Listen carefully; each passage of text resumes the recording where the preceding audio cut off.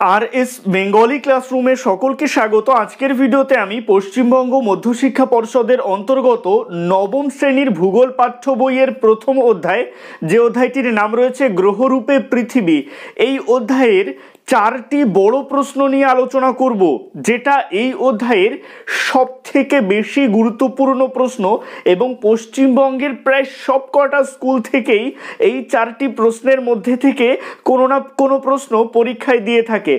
सुतरां आमी चाइबो तोमरा प्रथम अध्यायटा पाठ्य बई खुंटिये अवश्यई भालो करे पढ़बे, तार साथे एई चारटी प्रश्न अवश्यई देखे जाबे, कारण एगुलो एई अध्यायेर सबथेके बेशी गुरुत्वपूर्ण प्रश्न। तो आमी चारटी 5 नम्बरेर बड़ो प्रश्न आजकेर भिडियोते आलोचना करते चलेछि। सुतरां आमी चाइबो तोमरा भिडियोटा स्किप ना करे एकदम प्रथम थेके शेष पर्यन्त देखो। तो कथा ना बाड़िये शुरू करछि आजकेर मूल भिडियो। प्रथम प्रश्न, पृथिवीर गोलीय आकृति धारणार सपक्षे 5टी प्रमाण लेखो। उत्तरे लिखबे विभिन्नभावे प्रमाणित हय पृथिवीर आकृति गोलाकार। जेमन 1, नाबिकदेर पृथिवी परिक्रमण। এই পয়েন্টের আন্ডারে লিখবে কোনো স্থান থেকে ক্রমাগত পূর্ব, পশ্চিম, উত্তর বা দক্ষিণে দিক পরিবর্তন না করে যেদিকেই যাওয়া যাক না কেন যাত্রাস্থলেই আবার ফিরে আসতে হবে। তুমি যদি একটি প্লেন চালিয়ে যেদিকেই যাও তোমাকে সেই স্থানেই আবার ফিরে আসতে হবে। পৃথিবী গোল বলেই এটি সম্ভব। 1519 সালে পর্তুগিজ নাবিক ফার্দিনান্দ ম্যাগেলান এবং 1577 সালে ইংরেজ নাবিক ফ্রান্সিস ড্রেক ক্রমাগত জাহাজ চালিয়ে তারা স্বস্থানেই ফিরে আসেন। 1 নং পয়েন্টের সপক্ষে তোমরা এই চিত্রটা অঙ্কন করতে পারো। পয়েন্ট যেখানে লেখা শেষ হচ্ছে তার নিচে এই চিত্রটা অঙ্কন করবে। 2 নং পয়েন্ট, সূর্যোদয় ও সূর্যাস্ত একই সময় হয় না। এই পয়েন্টের আন্ডারে লিখবে পৃথিবী সমতল হলে পৃথিবীর সর্বত্র এক সময় সূর্যোদয় ও সূর্যাস্ত হতো। পৃথিবী গোলাকার এবং পশ্চিম থেকে পূর্বে আবর্তন করছে বলেই পূর্ব দিকের স্থানসমূহে আগে সূর্যোদয় ও সূর্যাস্ত এবং পশ্চিম দিকের স্থানসমূহে পরে সূর্যোদয় ও সূর্যাস্ত হয়। পৃথিবী গোলাকার বলেই আমাদের দেশে গুজরাট অপেক্ষা অরুণাচল প্রদেশে আগে সূর্যোদয় ও সূর্যাস্ত হয়। 2 নং পয়েন্টের সপক্ষে তোমরা এই চিত্রটা অঙ্কন করতে পারো। এবারে চলে আসছি 3 নং পয়েন্টে। 3 নং পয়েন্ট, গোলাকার সমুদ্রপৃষ্ঠে জাহাজের অবস্থান। এই পয়েন্টের আন্ডারে লিখবে সমুদ্র তীরে দাঁড়িয়ে দূরের কোনো আগুয়ান জাহাজের সব অংশ একসঙ্গে দেখা যায় না। প্রথমে মাস্তুল, পরে ডেক এবং আরও পরে সমগ্র জাহাজটাকেই দেখতে পাই। এভাবে তীর থেকে চলে যাওয়া কোনো জাহাজ আমাদের চোখের সামনে থেকে ধীরে ধীরে হারিয়ে যায়। পৃথিবী গোলাকার না হলে এরূপ সম্ভব হতো না। অ্যারিস্টটল উপকূল থেকে জাহাজের অবস্থান দেখে পৃথিবীর গোলীয় আকার সম্পর্কে ধারণা দেন। এই পয়েন্টের সপক্ষে তোমরা এই ছবিটা আঁকতে পারো। 4 নং পয়েন্ট, মহাকাশ থেকে পৃথিবীর আকৃতি। এই পয়েন্টের আন্ডারে লিখবে কৃত্রিম উপগ্রহের মাধ্যমে মহাকাশ থেকে পৃথিবীর যে ছবি তোলা হয়েছে তাতে দেখা যাচ্ছে পৃথিবীর আকৃতি গোল। দূরবীক্ষণ যন্ত্রের মাধ্যমে পৃথিবী ছাড়া বাকি গ্রহগুলোকেও গোলাকার দেখায়।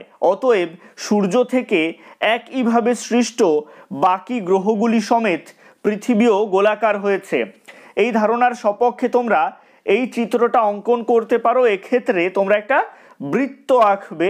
এখানে যেমন রং করা রয়েছে এগুলো করতে হবে না, একটা বৃত্ত আঁকবে। তারপরে নিচে লিখবে মহাকাশ থেকে পৃথিবী। এবারে চলে আসছি 5 নং পয়েন্টে, বেডফোর্ড লেভেল পরীক্ষা। এই পয়েন্টের আন্ডারে লিখবে 1870 সালে আলফ্রেড রাসেল ওয়ালেস নামে জনৈক বিজ্ঞানী ইংল্যান্ডের বেডফোর্ড খালের উপর একই দৈর্ঘ্যের 3টি লাঠি একই সরল রেখায় 1 কিমি অন্তর স্থির জলে দণ্ডায়মান অবস্থায় ভাসিয়ে রাখেন। এবার দূরবীনের সাহায্যে দেখলেন মাঝের লাঠিটি বাকি দুটির তুলনায় সামান্য উঁচু হয়ে আছে। পৃথিবী গোলাকার বলেই এরূপ হয়েছে। এই পরীক্ষা বেডফোর্ড লেভেল পরীক্ষা নামে পরিচিত। তো এই বেডফোর্ড লেভেল পরীক্ষার সপক্ষে তোমরা এই চিত্রটা অঙ্কন করবে পয়েন্ট যেখানে লেখা শেষ হচ্ছে তার নিচে। এবারে চলে আসছি 2 দাগের প্রশ্নে। এখানে বলা হচ্ছে পৃথিবী কেন মানুষের আবাস স্থল রূপে পরিগণিত হয়েছে। এই প্রশ্নের উত্তর তোমরা লিখবে সৌরজগতের গ্রহগুলোর মধ্যে একমাত্র পৃথিবীতেই প্রাণের স্পন্দন আছে। পৃথিবী মানুষের আবাস স্থল রূপে পরিগণিত হওয়ার কারণগুলো হলো: 1. বায়ুমণ্ডলের উপস্থিতি। এই পয়েন্টের আন্ডারে লিখবে সৌর পরিবারের একমাত্র গ্রহ পৃথিবী যার বায়ুমণ্ডলে অক্সিজেনের উপস্থিতি আছে, আবার কার্বন ডাই অক্সাইডও রয়েছে যা উদ্ভিদের খাদ্য তৈরিতে কাজে লাগে। পৃথিবীর বায়ুমণ্ডলের গড় উষ্ণতা 15 ডিগ্রি সেলসিয়াস, যা জীবজগৎ সৃষ্টির ক্ষেত্রে সহায়ক। 2 নং পয়েন্ট বায়ুমণ্ডলের উপস্থিতি। এই পয়েন্টের আন্ডারে লিখবে নীল গ্রহ পৃথিবীর পৃষ্ঠদেশের মোট ক্ষেত্রমানের 71.4% জলভাগ সৃষ্টি হয়েছে। প্রায় 300 কোটি বছর পূর্বে জলেই প্রাণের উৎপত্তি ও বিকাশ ঘটেছে।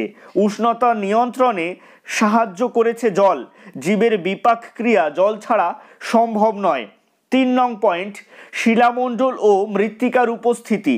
এই পয়েন্টের আন্ডারে লিখবে ভূত্বকে নানা প্রকার শিলার সমন্বয়ে গঠিত স্থলভাগের পরিমাণ প্রায় 29%। এরূপ ভূমিরূপের বৈচিত্র্য অন্য কোনো গ্রহে দেখা যায় না। শিলাচূর্ণ জল ও জৈব পদার্থ যুক্ত হয়ে মৃত্তিকা সৃষ্টি করেছে। মৃত্তিকার মধ্যেই জীবের প্রয়োজনীয় পুষ্টি উপকরণ ধাতব ও খনিজ পদার্থ সমূহ সঞ্চিত রয়েছে। 4 নং পয়েন্ট আবর্তন ও পরিক্রমণ গতি। এই পয়েন্টের আন্ডারে লিখবে পৃথিবীর আবর্তন ও পরিক্রমণের সময়কাল অন্তস্থ ও বহিস্থ গ্রহগুলির মধ্যবর্তী হওয়ায় ভূপৃষ্ঠের প্রায় সর্বত্র দিন ও রাতের মধ্যে ভারসাম্য বজায় থাকে। শীত ও গ্রীষ্মের উষ্ণতার সমতা রক্ষিত হয়। দিনের গৃহীত তাপ রাতে বিকিরিত হয়ে উত্তাপের সমতা বজায় রাখে। 5 নং পয়েন্ট আবহিক ঘটনাসমূহ।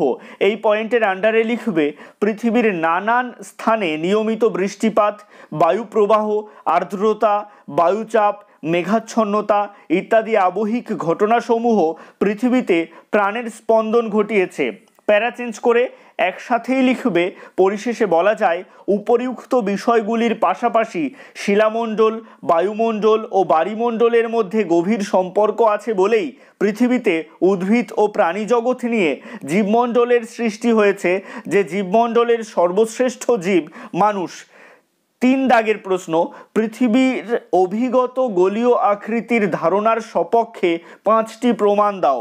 উত্তর লিখবে পৃথিবীর নিরক্ষীয় অঞ্চল স্ফীত এবং মেরু অঞ্চল সামান্য চাপা, অতএব পৃথিবী ঠিক গোল নয়। পৃথিবীর এই আকৃতিকে বলে অভিগত গোলক।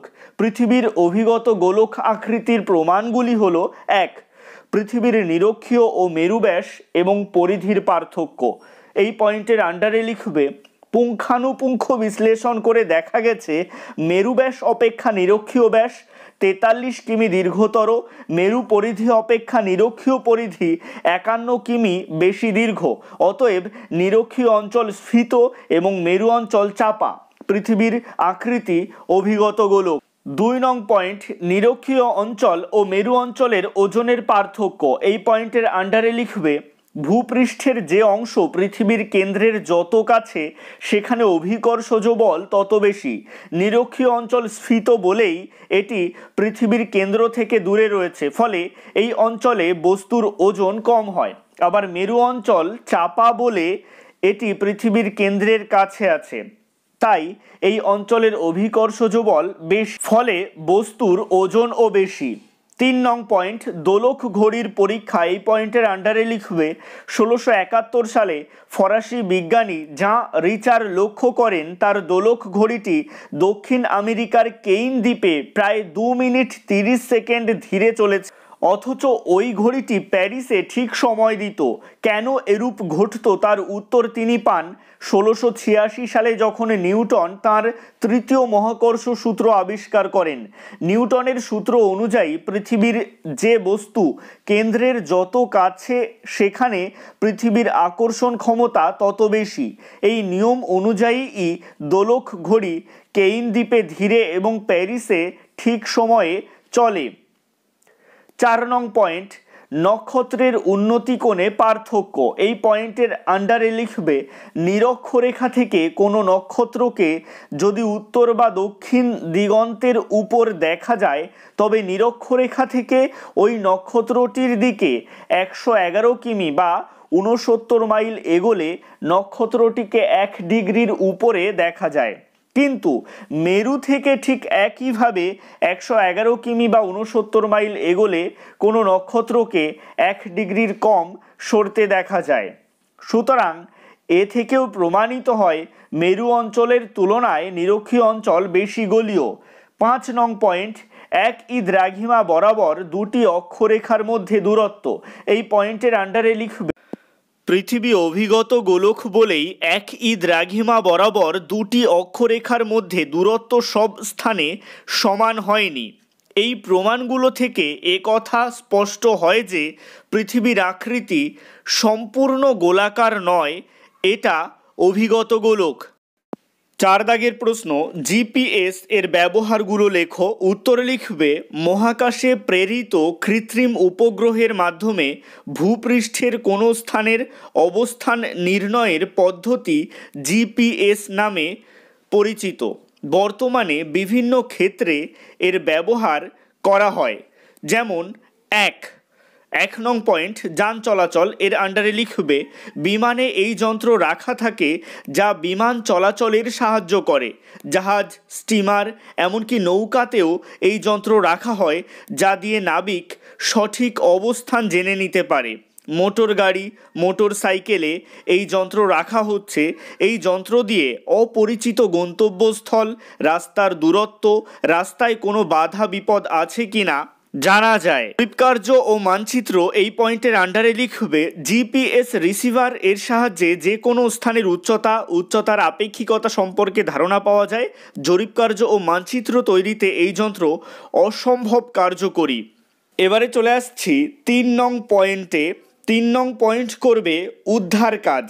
এই পয়েন্টের আন্ডারে লিখবে জিপিএস প্রযুক্তির সাহায্যে দুর্ঘটনাস্থলের অবস্থান সহজেই চিহ্নিত করা যায়, ফলে দ্রুত উদ্ধার কাজ শুরু করা যায়। 4 নং পয়েন্ট উন্নয়ন। এই পয়েন্টের আন্ডারে লিখবে জিআইএস বা জিওগ্রাফিক ইনফরমেশন সিস্টেমকে জিপিএস এর সাথে যুক্ত করে উন্নয়নের গতি আনা সম্ভব হয়েছে। 5 নং পয়েন্ট অপরাধ দমন। এই পয়েন্টের আন্ডারে লিখবে এই পদ্ধতির সাহায্যে মোবাইল ফোনের অবস্থানের মাধ্যমে অপরাধীদের চিহ্নিতকরণ ও ধরা সম্ভব। 6 নং পয়েন্ট প্রতিরক্ষা। এই পয়েন্টের আন্ডারে লিখবে প্রতিরক্ষার ক্ষেত্রে মিলিটারিদের কাছে জিপিএস এখন অতি প্রয়োজনীয় প্রযুক্তি। প্যারা চেঞ্জ করে একসাথেই লিখবে সর্বোপরি বলা যায় জিপিএস আধুনিক যুগে বিজ্ঞানের এক অন্যতম সৃষ্টি, যা ধীরে ধীরে মানুষের জীবনের এক অন্যতম অঙ্গ হয়ে উঠেছে। আজকের ভিডিওটা এই পর্যন্তই। ভিডিওটা কেমন লাগলো অবশ্যই কমেন্টের মাধ্যমে জানিও। ভালো লাগলে লাইক করো এবং একই ক্লাসের বন্ধুদের সাথে ভিডিওটাকে শেয়ার করতে ভুলো না। ভালো থেকো, সুস্থ থেকো সকলে, আর অবশ্যই RS বেঙ্গলি ক্লাসরুমের সাথে থেকো। সবশেষে একটাই রিকোয়েস্ট, এখনও পর্যন্ত যারা চ্যানেলটিকে সাবস্ক্রাইব করে উঠতে পারোনি তারা অবশ্যই চ্যানেলটিকে সাবস্ক্রাইব করে দিও এবং পাশে থাকা বেল আইকনটিকে প্রেস করে অল বাটনে ক্লিক করে দিও নতুন ভিডিওর আপডেট সবার আগে পেতে।